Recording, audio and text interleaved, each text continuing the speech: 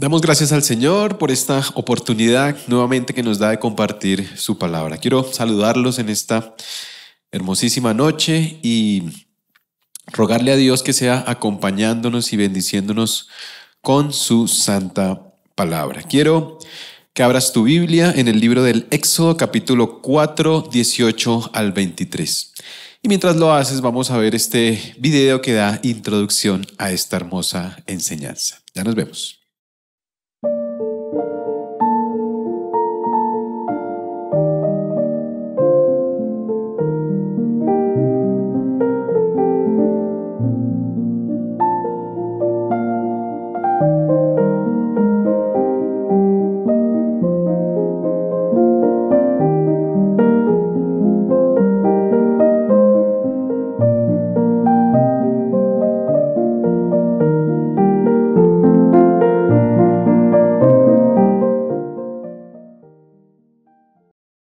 Y dice la palabra del Señor, Éxodo 4, 18 al 23, voy a leerlo de la Nueva Biblia de las Américas. Moisés se fue y volvió a casa de su suegro Yetro y le dijo: te ruego que me dejes ir para volver a mis hermanos que están en Egipto y ver si aún viven. Ve en paz, le contestó Yetro. Y el Señor dijo a Moisés en Madián: ve, vuelve a Egipto, porque han muerto todos los hombres que buscaban tu vida. Moisés tomó a su mujer y a sus hijos, los montó sobre un asno y volvió a la tierra de Egipto. Moisés tomó también la vara de Dios en su mano y el Señor dijo a Moisés: cuando vuelvas a Egipto, mira que hagas delante de Faraón todas las maravillas que he puesto en tu mano, pero yo endureceré su corazón de modo que no dejará ir al pueblo. Entonces dirás a Faraón: así dice el Señor, Israel es mi hijo, mi primogénito. Y te he dicho: deja ir a mi hijo para que me sirva, pero te has negado a dejarlo ir, por tanto, mataré a tu hijo, a tu primogénito. Vamos entonces a orar y a colocar esta hermosa enseñanza en las manos del Señor. Padre Celestial, venimos a tus pies, Señor, rendidos ante tu soberanía, grandeza y gracia, con el propósito de pedirte que seas tú hablándonos por medio de tu Santa Escritura. Yo me abandono en tus brazos, Señor, con el propósito de que seas tú quien hable, Señor, que no sean mis palabras sino las tuyas, y que tu nombre al final de este tiempo de compartir tu palabra sea engrandecido aún más, Señor. Confiamos en que así será, Señor, nos abandonamos en tus manos. En el nombre de Cristo Jesús hemos orado para gloria tuya. Amén y amén. Bueno, por esta época muchos planeamos viajar, salir, descansar un poco. Y viene una pregunta a mi mente: ¿qué llevaríamos en nuestro equipaje si nuestro viaje fuera definitivo, si fuera un viaje muy importante, si fuera un viaje que nos va a tardar mucho tiempo para cumplir todo lo que queremos hacer? Y creo que llevaríamos una gran cantidad de cosas para que en lo posible no nos falte absolutamente nada.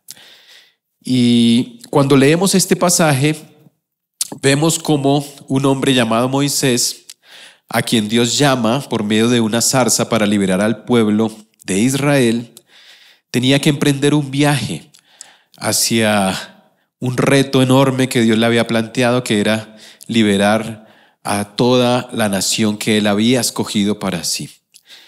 Y pudiésemos pensar que planeaba llevar muchas cosas, pero cuando leemos este texto nos damos cuenta que simplemente llevó un asno, su esposa y sus 2 hijos y la vara de Dios. Un equipaje que para muchos es poco, pero era suficiente para hacer todo lo que Dios quería. Recordemos que Moisés vivió en el palacio de Faraón, del imperio más poderoso de aquella época, y después de que ve a uno de sus hermanos ser maltratado por los egipcios, asesina a aquel hombre, al egipcio, para defender a su pueblo, a su nación, y tiene que salir huyendo. Sabía que era un traidor y que el imperio lo iba a asesinar. Así que se instala después de un largo viaje en un lugar llamado Madián. Ahí conoce a su esposa Séfora, tiene 2 hijos con ella y unos 40 años después recibe este llamado de parte de Dios. Y el llamado era a sacar al pueblo de Israel de esa esclavitud. Tenía que liberarlos y eso es lo que llamamos éxodo. Éxodo significa salida. Tenía que ser usado por Dios para que Israel saliera, el éxodo de Egipto. Pero antes de ese éxodo, él tenía que experimentar un éxodo propio. De allí el título de nuestro mensaje en esta noche: el éxodo hacia el éxodo. Es decir, la salida de Moisés de su lugar, el lugar donde se había establecido, donde había formado una familia, para liberar al pueblo de Israel, para que ellos también fueran llamados a salir. Y es lo mismo que pasó con nuestro Señor Jesucristo. Antes de que Él nos liberara de la esclavitud de nuestro pecado, primero tuvo que salir de su trono, salir del reino celestial, salir de su casa, dejar a su Padre para venir a morir por nosotros. Así que este pasaje es muy bonito porque nos muestra un poco lo que había en el corazón de Moisés, su llamado, el respaldo de parte de Dios frente a todos los temores que él tenía y el duro mensaje que tenía que llevar a Faraón, el hombre más importante del planeta en aquella época. Así que, sin más preámbulos, comencemos con esta experiencia hermosa que vivió Moisés y toda la gran enseñanza que nos deja a nosotros. El título entonces de nuestro mensaje es El éxodo hacia el éxodo. Éxodo 4, 18 al 22. Y para empezar vamos al número 1, en número romano, nuestro primer punto, y dice el temor de Moisés. Leamos entonces el versículo 18. Dice: Moisés se fue y volvió a casa de su suegro Yetro y le dijo: te ruego que me dejes ir para volver a mis hermanos que están en Egipto y ver si aún viven. Ve en paz, le contestó Yetro. Moisés tenía temor en su corazón. Y esto no solamente por lo que dice aquí, sino por lo que le manifestó a Dios cuando lo llamó en aquella zarza. Él dijo que era, su hablar no era el adecuado, que pudiera mejor Dios enviar a otra persona.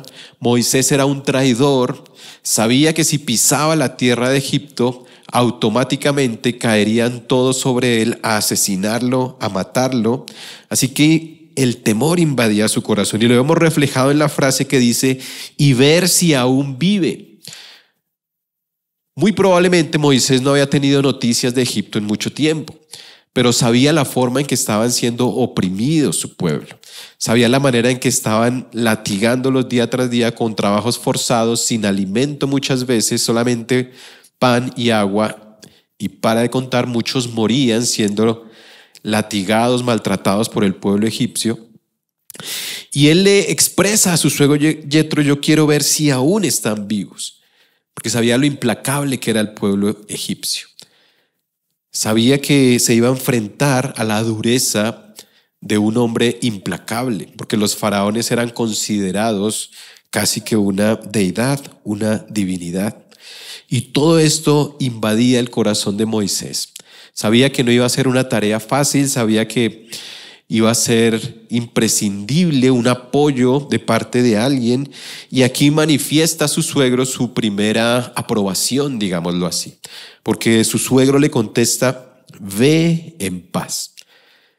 Yetro era un madianita, así que esta frase no era usual en su vocabulario, porque esto era más entre el pueblo hebreo, que se trataban de esta manera: ve en paz.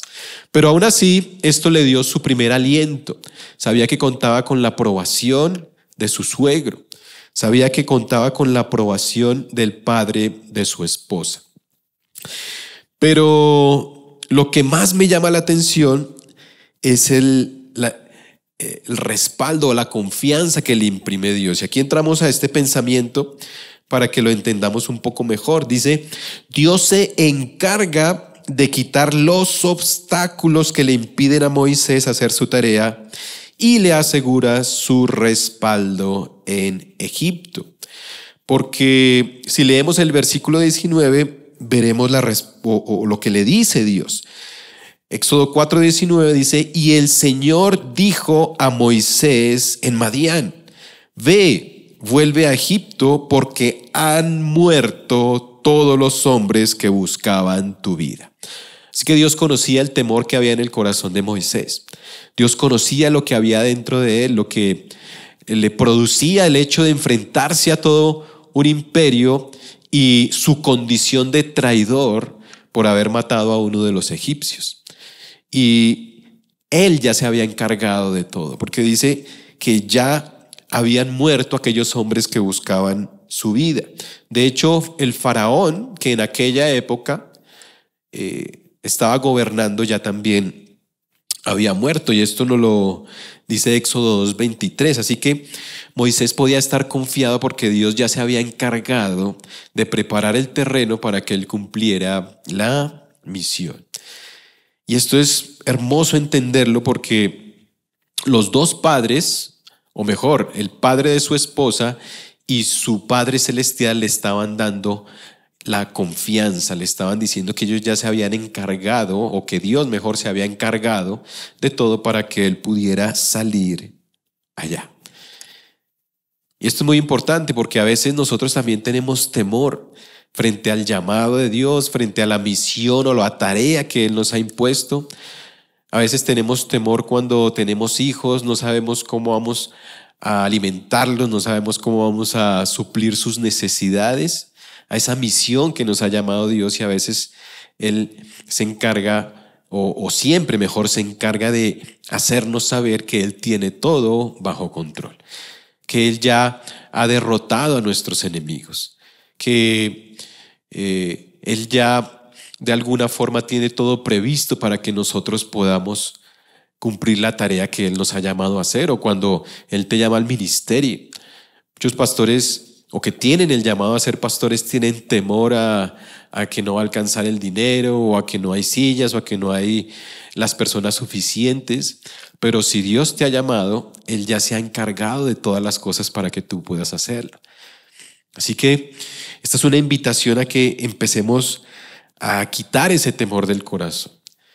Cualquier cosa a la que Dios te haya llamado, Él ten la seguridad que lo puedes hacer porque Él es el encargado de hacer toda la tarea, no somos nosotros. Lo mismo pasó cuando María y José nace Jesucristo. Ellos van a Egipto porque Herodes estaban asesinando a todos los niños, y se hace o se encarga de hacerles saber que ya Herodes había muerto, y vuelven y se instalan allí en Nazaret.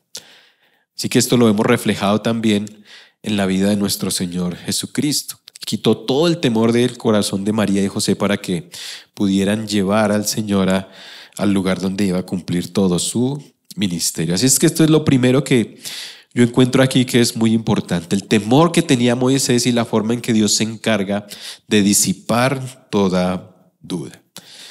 Pero ¿qué más encontramos en este pasaje? Y vamos a nuestro segundo punto en Números Romanos. Y el segundo punto es el equipaje de Moisés. Ya vimos el temor de Moisés, ahora el equipaje de Moisés. Es decir, ¿qué fue lo que él alistó para salir? Y leamos entonces el versículo 18. Dice: Moisés se fue y volvió a casa de su suegro Yetro, y le dijo: te ruego que me dejes ir para volver a mis hermanos que están en Egipto y ver si aún vive. Ve en paz, le contestó Yetro.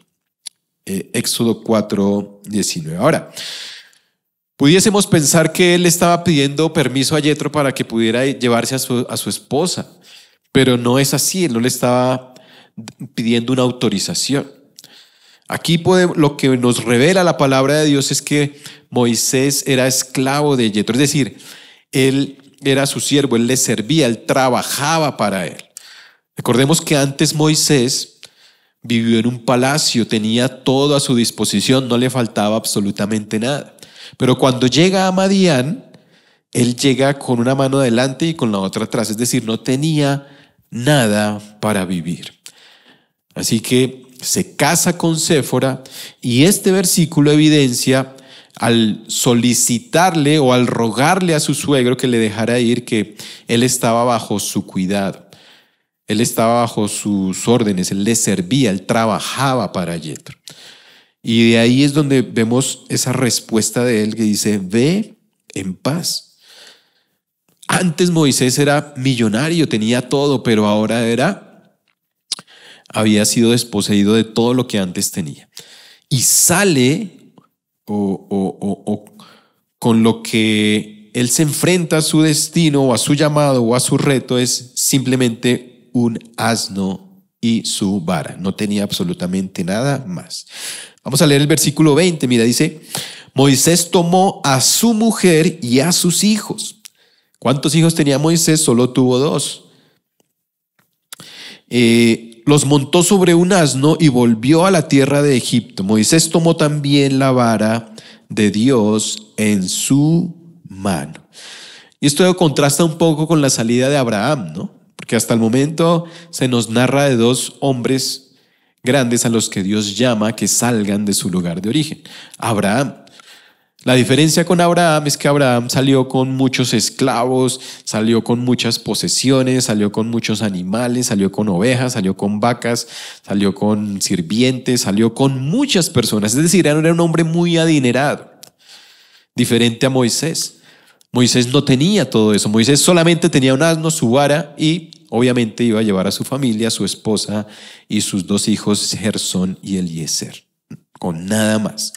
Hay un contraste muy marcado, ¿no? Frente a alguien que lo tenía todo, que era Abraham, y Moisés que sale sin tener absolutamente nada. Y esto nos habla también a nuestra vida, porque a veces queremos tenerlo todo, ¿no? Para servirle a Dios o para tener su llamado. Nos convertimos al evangelio, nacemos de nuevo, Dios hace un milagro en nosotros, nos da una nueva vida y a veces pensamos que necesitamos tener mucho conocimiento para servirle. Pero así no es así. Así tengas mucho o poco, si Dios te ha vinculado, te ha hecho parte de su familia, tú puedes también servirle con mucho o con poco. Ahora, con esto no estoy diciendo que no te capacites, por supuesto, que hay que estudiar un discipulado, un instituto bíblico, pero lo que sí quiero decirte es que tengas o no tengas, puedes servirle a Dios. Tengas mucho, tengas poco, tengas mucho dinero, muchas posibilidades de ayudar a otro, o así no tengas nada, eso no importa. Y esto lo hemos reflejado en la vida de Moisés. Él no tenía absolutamente nada, pero aún así atendió el llamado de Dios. Así que Dios nos está hablando en este tiempo por medio de este mensaje. O algunos novios que quieren tenerlo todo antes de casarse. Y pasan años y tal vez estás desperdiciando tiempos muy especiales con tu esposa y tu familia. Queremos tener apartamento, carro, casa, profesión y todo, y pasa el tiempo y ya cuando te vas a casar, pues desafortunadamente has desaprovechado muchas oportunidades de compartir momentos muy especiales y de fructificar, no solamente a nivel económico, sino a nivel espiritual. Así que con mucho o con poco, si Dios te ha llamado, simplemente obedécelo. Él se encargará de todo, se encargará de quitar todo temor y aparte de todo, con lo mucho o lo poco que tengas, de igual forma Él te va a usar. No importa, si Dios te ha llamado, simplemente obedécele. Así que quiero que leamos este primer punto en este segmento. Mira, dice, un asno, su esposa, sus 2 hijos y la vara de Dios. Una carga ligera para Moisés, pero suficiente para Dios. ¿Cuál era su equipaje de mano? Una vara, no más.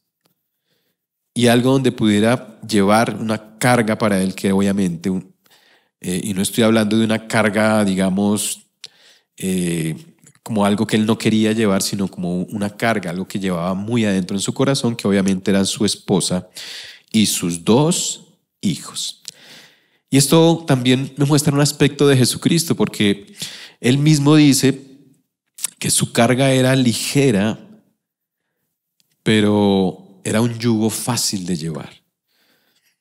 Moisés sale con una carga ligera, pero con un reto enorme. Y la vara de Dios que él usaba para defender a sus ovejas, también sería usada por Dios para defender al pueblo de Israel. La vara, recuerda que la usaba Moisés no para golpear a las ovejas, como algunos piensan, no. La vara de Moisés la usaba para ahuyentar a los lobos, a los osos, a todos los peligros a los que se enfrentaban sus ovejas. Con esa vara castigaba a los que querían hacerles daño. Y esa misma vara habla de el respeto que tenían sus ovejas cuando lo veían. Por eso la palabra de Dios en el Salmo 23 dice: tu vara y tu cayado me infundirán aliento. Porque esa vara, cuando la veían las ovejas, sentían paz porque había alguien que los defendía. Y esa vara era el equipaje de mano de Moisés. Con esa vara iba a destruir a los que querían hacerle daño al pueblo de Israel, es decir, a Faraón y a los egipcios, por la obra sobrenatural de Dios. Y todas las señales que Dios le había dicho que hiciera con esa vara, primero tenía que hacerlas frente al pueblo de Israel. A veces pensamos que Moisés fue directamente a Faraón a convertir esa vara en serpiente y a que se comieran las otras. No sé si conoces la historia, pero no es así. Moisés primero tenía que ir al pueblo de Israel a hacer esas señales para que ellos se dieran cuenta que era genuino el llamado y la presencia de Dios con él, para que ellos le dieran la aprobación y después sí ir ante Faraón a llevarle el mensaje de parte de Dios. Así que Moisés sería ese líder, sería ese proistemi, que significa la palabra gobernar. Gobernar significa ir delante. Ir, istemi, delante, ir delante. Ese es el significado de la palabra líder. De hecho, en el libro Pablo también lo usa en 1 Timoteo. Si quieres, leamos, lo dice. Versículo 4 dice que gobierne bien su casa, ese proistemi, que gobierne bien su casa teniendo a sus hijos con toda dignidad. Pues si un hombre no sabe cómo gobernar su propia casa, ¿cómo podrá cuidar de la iglesia de Dios? Así que iba a ser ese gobernante, ese líder que iba a ir delante del pueblo de Israel, a quien Dios pondría para liberarlo del pueblo de Egipto, del yugo egipcio. Y esa vara obviamente nos habla también del poder del Espíritu Santo con el que Jesucristo derrotó o liberó también a todos sus hijos, todo su pueblo. Entonces fíjate cómo Dios iba colocando cada cosa delante de Moisés para que éste pudiera tener la certeza, la confianza y la seguridad que él estaba con él.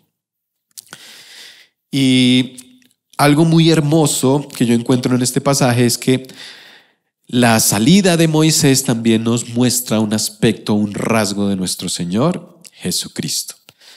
Esto no es secreto. Deuteronomio 18:18 le dice Dios a Moisés que iba a enviar a otro profeta o a un profeta igual que él, que iba a colocar sus palabras en su boca, y obviamente refiriéndose a nuestro Señor Jesucristo. Así que la salida, el éxodo de Moisés hacia el éxodo también nos habla de la salida de nuestro Señor Jesucristo. ¿Por qué? Porque de la misma forma, ¿cuál fue el equipaje que llevó nuestro Señor Jesucristo cuando salió del cielo? Todas las propiedades, todo su reino, toda su gloria, su grandeza la trajo a este mundo para liberarnos. No. Jesucristo, al igual que Moisés, escúchame, salió con un asno, su esposa, sus 2 hijos y la vara de Dios. El que era rico se hizo pobre para enriquecernos por medio de su salvación. Así que quiero entrar a nuestro segundo punto de este segmento. Dice: al igual que Moisés, nuestro Salvador viene a este desierto con un asno, su esposa, sus 2 hijos y la vara de Dios a liberarnos de la esclavitud de nuestro pecado. Esto es hermosísimo, porque Cristo entró en un asno como rey, pero su carga principal era su esposa y sus 2 hijos. Y lo que quiero explicarte. Vamos a leer entonces el versículo 21. Dice: y el Señor dijo a Moisés: cuando vuelvas a Egipto, mira que hagas delante de Faraón todas las maravillas que he puesto en tu mano. Pero yo endureceré su corazón de modo que no dejará ir al pueblo. Entonces dirás al Faraón: así dice el Señor. Y esta es la frase que me interesa: Israel es mi hijo, mi primogénito. Y te he dicho: deja ir a mi pueblo para que me sirva, pero te has negado a dejarlo ir. Por tanto, mataré a tu hijo, a tu primogénito.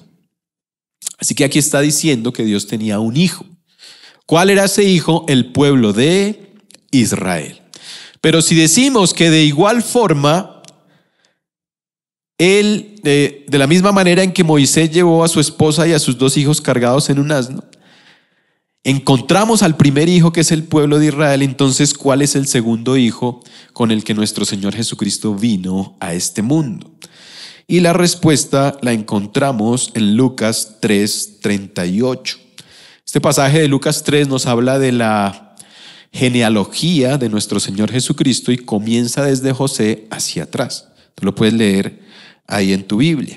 Y cuando nombra todos los, de dónde venía, de dónde vino nuestro Señor Jesucristo, termina en este versículo 38. Dice: hijo de Enos, hijo de Set, hijo de Adán. Y luego dice: hijo de Dios. Así que aquí encontramos al segundo hijo, con el que era la carga que tenía nuestro Señor Jesucristo cuando vino a morir en la cruz. ¿Cuál es el primer hijo? Israel, que lo veíamos. ¿Y el segundo hijo cuál es? Adán. Entonces, Cristo vino a este mundo con un asno, su esposa, sus 2 hijos y la vara de Dios. Ya identificamos sus 2 hijos. ¿Cuáles son? El pueblo de Israel y Adán. Son los 2 hijos que venía a representar nuestro Señor Jesucristo. Y es curioso porque después de que Lucas, que era médico y que investigó mucho acerca de nuestro Señor Jesucristo, dice que Adán es hijo de Dios, viene la tentación. Viene el pasaje donde nombra a nuestro Señor Jesucristo entrando al desierto para ser tentado por Satanás. ¿Por qué? La pregunta. Muy sencillo, porque él venía a representar a uno de sus hijos. ¿A quién? A Adán. Y a superar lo que él no había podido. ¿Adán pudo superar la tentación? No. Él cayó frente a todos los engaños de Satanás. Conocemos la historia en el huerto del Edén. Pero además de eso, vino a representar a su segundo hijo, al pueblo de Israel. Vamos a leer entonces Lucas 4:1, fíjate. Seguimos la lectura, dice: Jesús, después de que dice que Adán es hijo de Dios, dice: Jesús, lleno del Espíritu Santo, volvió del Jordán y fue llevado por el Espíritu. Fíjate, la vara de Dios es el Espíritu Santo. Y fue llevado por el Espíritu al desierto por 40 días y era tentado por el diablo y no comió nada en aquellos días, pasados los cuales tuvo hambre. Y aquí vemos entonces la forma en que Dios representa a su segundo hijo. ¿Por qué? Porque el ayuno o la tentación a la que fue sometido Jesucristo duró 40 días. Y este número es muy importante, porque el pueblo de Israel no pudo ocupar la tierra prometida en su primer envite debido a su incredulidad. Recuerda que Moisés envió unos espías a Canaán, a la tierra prometida, y ellos duraron 40 días en ese lugar. Y luego dice que a causa de su incredulidad ellos no iban a entrar allá. Y cada día iba a ser contado como un año. Es decir, 40 días iba a significarles 40 años más en el desierto, donde morirían todos los mayores de 20 años. Es decir, todos los que habían salido conscientes de su condición y de las promesas de Dios de Egipto, no pudieron entrar a Israel a causa de su incredulidad. Entonces, Jesucristo fue ese segundo Adán, vino a representar a su hijo Adán, pero también iba a representar a otro de sus hijos, al pueblo de Israel, a quien consideraba su hijo, su primogénito, como ya lo leíamos.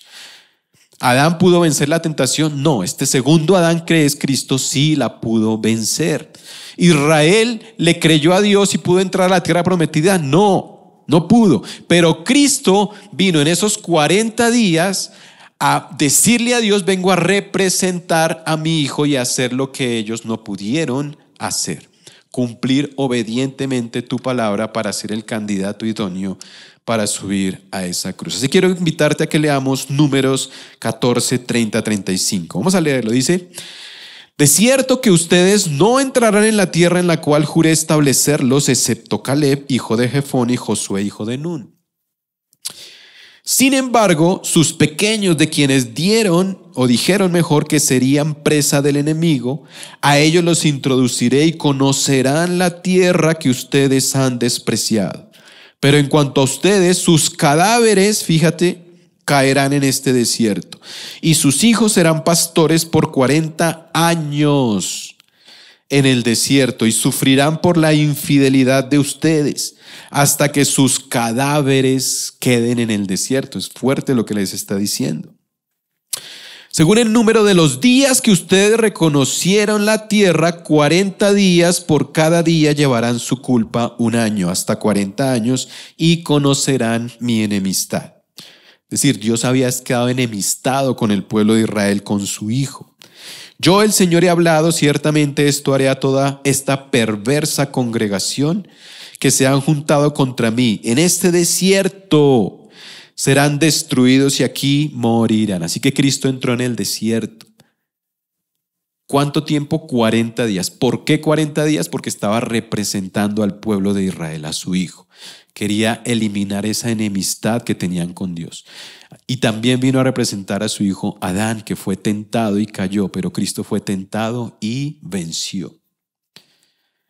Así que así como Moisés vino a este mundo con un asno, una esposa y 2 hijos y su vara, asimismo Jesucristo vino.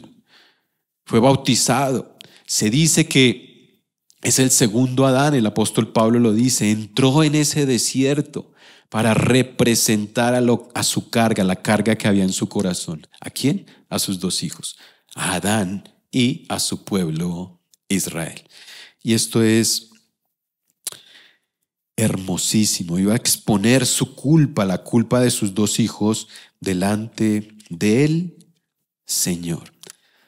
Así que el éxodo de Moisés hacia el éxodo, a liberar a su pueblo Israel, tiene mucha similitud con lo que Cristo hizo por nosotros. Así como Moisés era rico y salió siendo pobre, así mismo Cristo era rico y se hizo pobre por nosotros.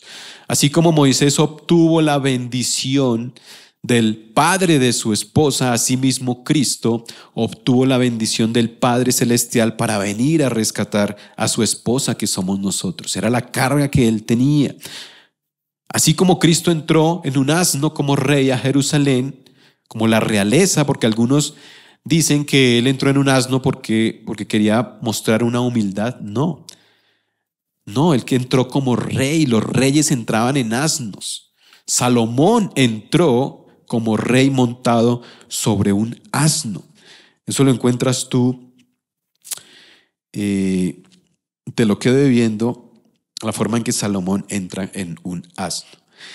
También, de la misma forma, así como Moisés sale con una vara, Cristo vino con el Espíritu Santo, la vara que iba a liberar a nosotros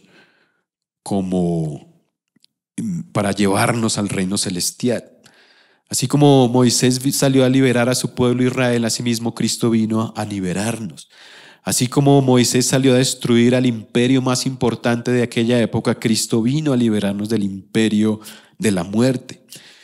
Y así como Moisés golpeó las aguas con su vara, asimismo Cristo golpeó a la muerte y la destrucción con su vara. Así que Cristo es nuestro líder, nuestro proistem, y vino a enfrentarse a la muerte por nosotros. Y fue tentado en el desierto, representando a sus dos hijos para liberar a su esposa. Y fíjate que las tres tentaciones que le hace el diablo tienen que ver con esto.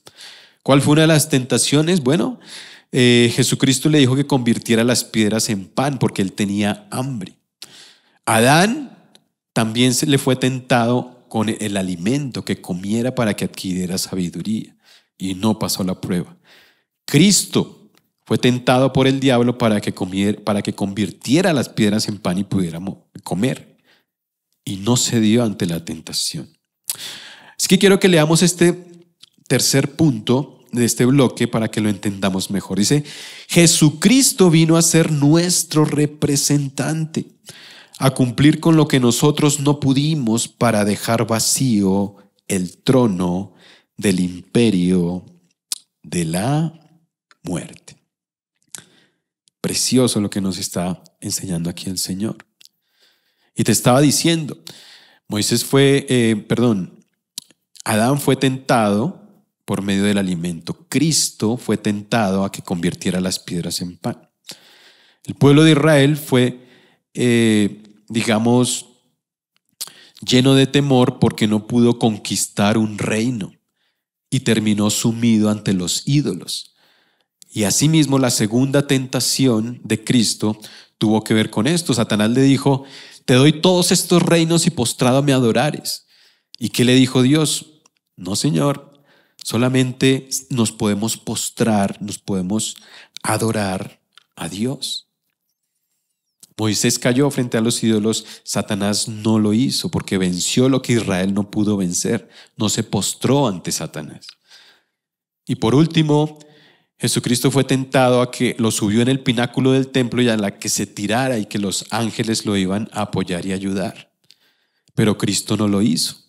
Y lo que en realidad quería Satanás era que se bajara del templo, es decir, de ser la cabeza del templo, que vendría a ser su esposa y su iglesia, para que ella quedara desprotegida. Y Cristo no cedió a la tentación. Esto nos habla de que venía a buscar a su esposa como cabeza del templo que hoy somos nosotros. Entonces fíjate que todas las tentaciones tienen que ver con la carga de Cristo.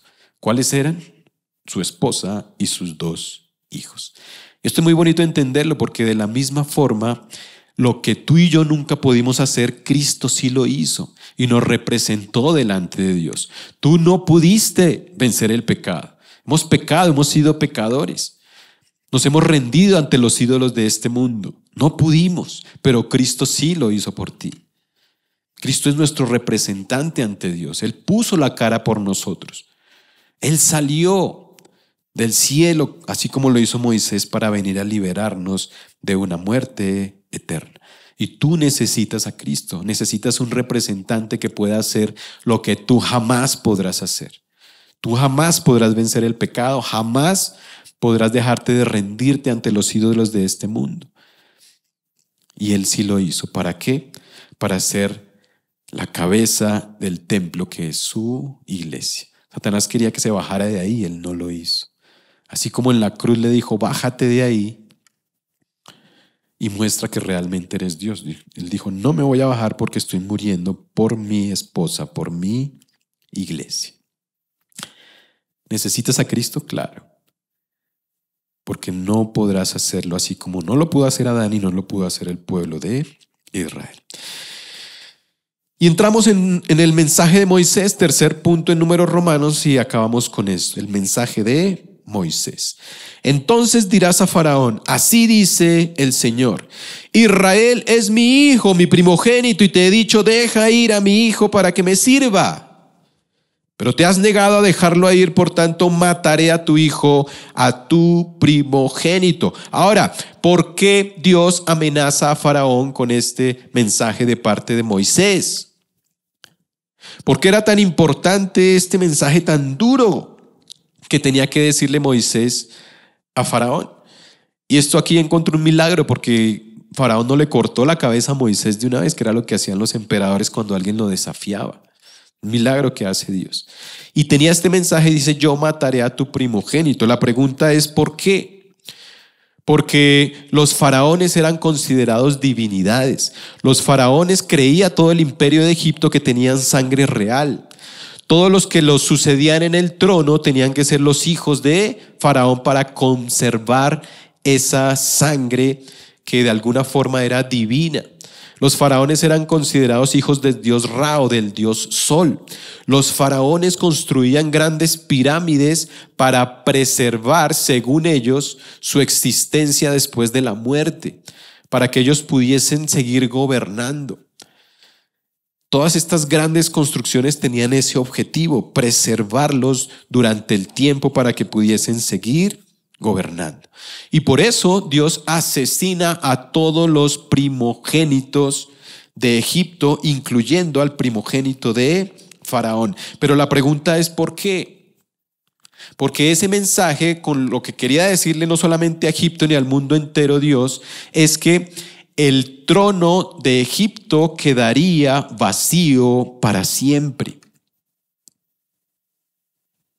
Jamás, después de que Faraón muriera en las aguas, que ya lo vamos a leer, iba a sucederlo nadie. Su trono quedaría vacío, mientras que Dios y su trono sería eterno y para siempre iba a seguir.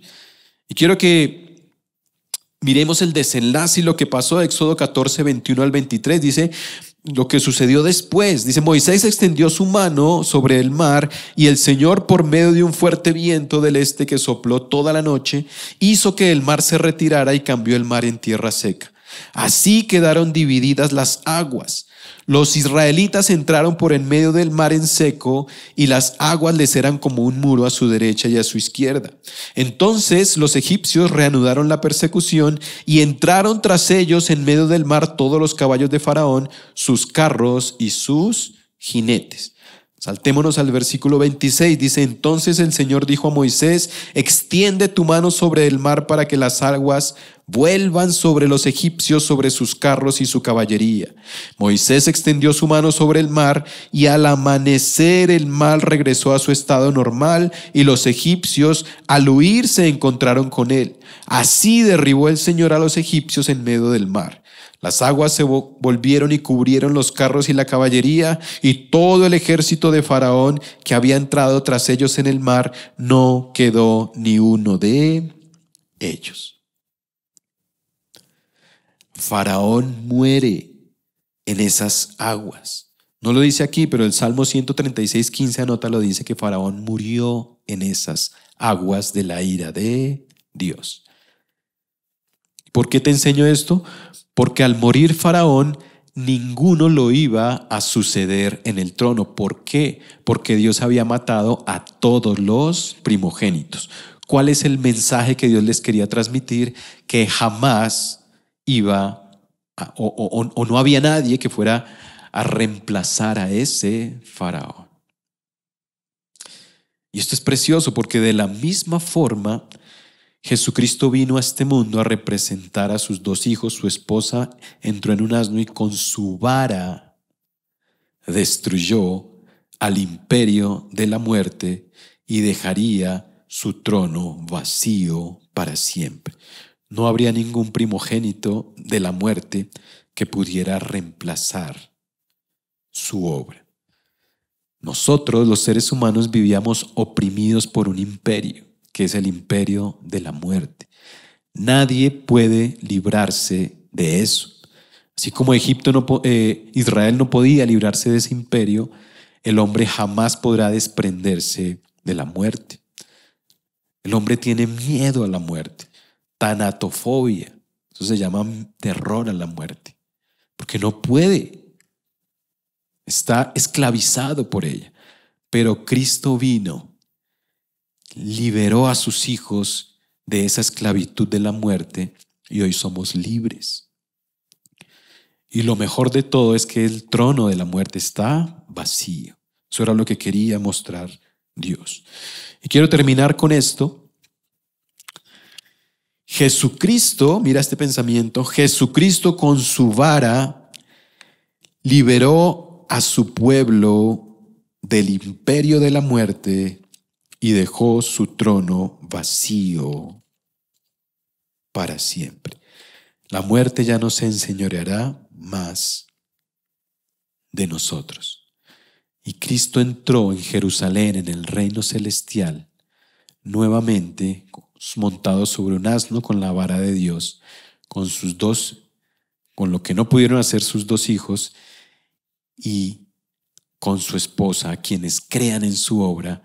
Vamos caminando con Cristo sobre un asno, entrando a la Jerusalén celestial para siempre. Quiero leerte este versículo que es hermosísimo. Entonces vendrá el fin, cuando Él entregue el reino al Dios y Padre, después que haya terminado con todo dominio y toda autoridad y poder, pues Cristo debe reinar hasta que haya puesto a todos sus enemigos debajo de sus pies, y el último enemigo que será eliminado es la muerte.